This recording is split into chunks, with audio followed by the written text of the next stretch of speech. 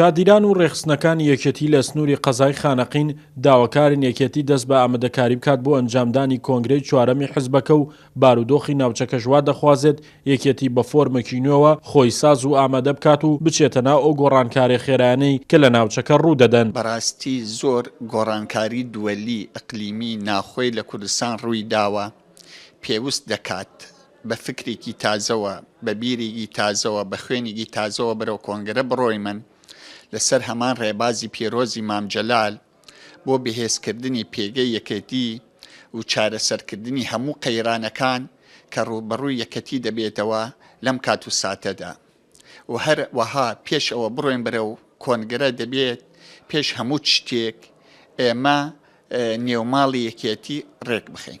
دەبێت یەکێتی پێش ئەوەی بڕۆتە ناو کۆنگرەوە پەیڕوو ناخۆی خۆی بە شێوەیەکی مدێرن و سەردەمیانە بگۆڕێت بۆ سیستەمی هاوسەرۆکایەتی، چونکە لەو سیستەمەدا دەبێتە هۆی ئەوەی کە تەواوی ئەو ئەجندانەی کە نەناو یەکێتیدان لە ناو پەیڕوو ناخۆدا ئاماژەی بۆ بکرێت و لە دوا ڕۆژدا ڕۆبەرەی کێشە نەبێتەوە. کادرانی یەکێتی داوای نێبوونەوە دەکەن و گرێدانی کۆنگرەش بە ڕێگاچاری دەربازبوون دەزانن بۆ ڕزگاربوون لەو کێشە ناوخۆیانەی کە دووچاری یەکێتی هاتووە، هەر بۆیە جەخت لەسەر ئەوە دەکەنەوە دەبێت یەکێتی پەلە بکات لە بەستنی کۆنگرە. بۆ ڕێخستنەوەی ڕیزەکانی یەکێتی نیشتیمانی کوردستان لە دوای ئەو بارودۆخە ناهەموارە کە ڕووی لە هەرێمی کوردستان کردووە، دیارە زۆر بە پێویستی دەزانین بۆ چارەسەرکردنی کێشەکانی ناو یەکێتی نیشتیمانی کوردستان و پاراستنی چەپکە گوڵەکەی بە ڕێزی مام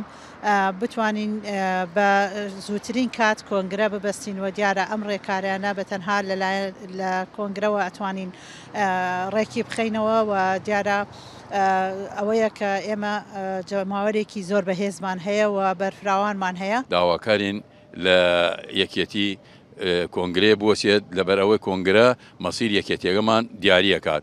ئەگە کۆنگرە نەوەسێت حەساو کە ئێمە هەر کەسێ وەلایە خۆی ئەکێشێت.